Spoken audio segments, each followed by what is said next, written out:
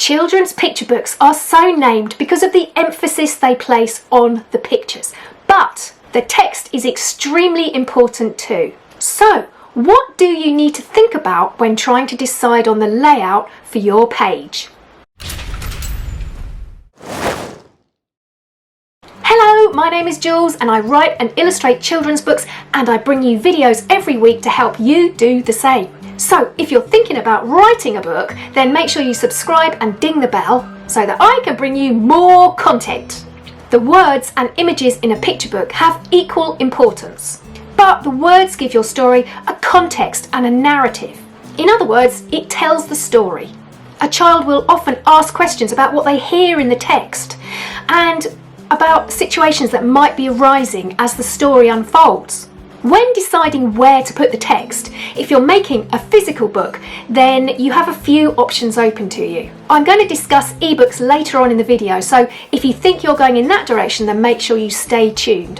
When thinking about the layout and where your text is going to go, you could have your image on one page and your text on the facing page, like this.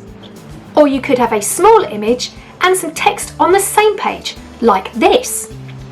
Or you might have the text and image working together on the same page, and that is what the majority of picture books for younger children have.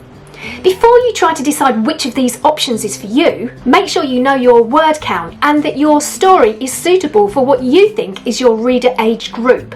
I made a video on word count and structure up here, so make sure you watch that at the end of this video. Have a look at other published books in your age range to see how many words they have on their pages.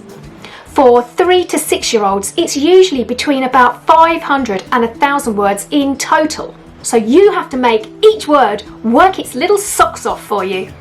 So that means if you intend to integrate your words and pictures on the same page, you must leave space inside the illustrations for your text.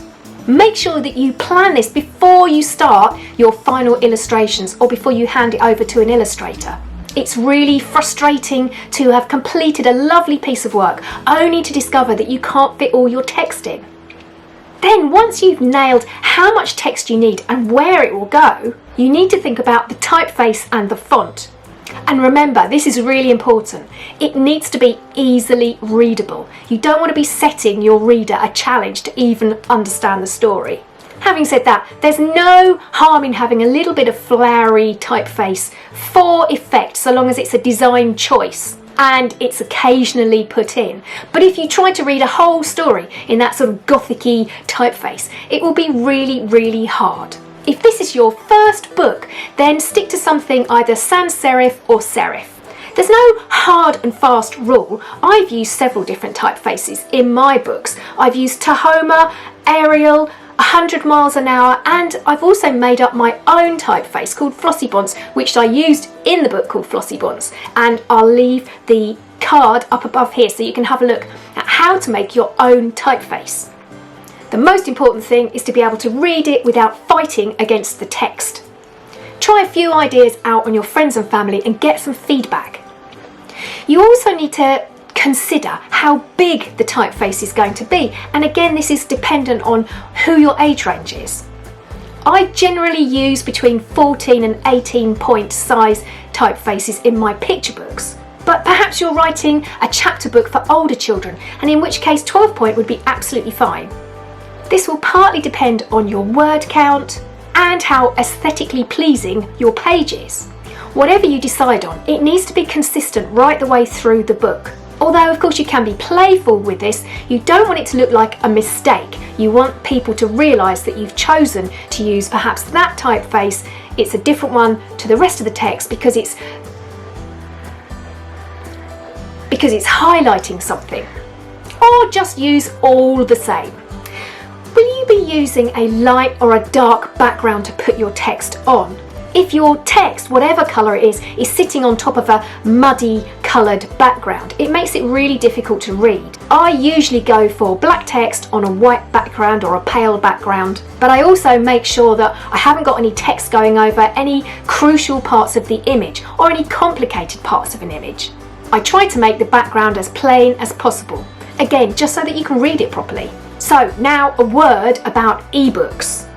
The easiest way to produce text for an ebook is with a function called pop-ups. If you're planning to use KDP, that's Kindle Direct Publishing, they have some really useful help page that will show you exactly how to do this using their own tools.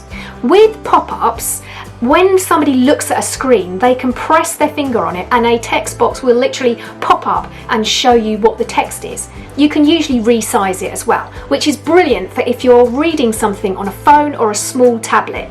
There are a few good reasons for doing this.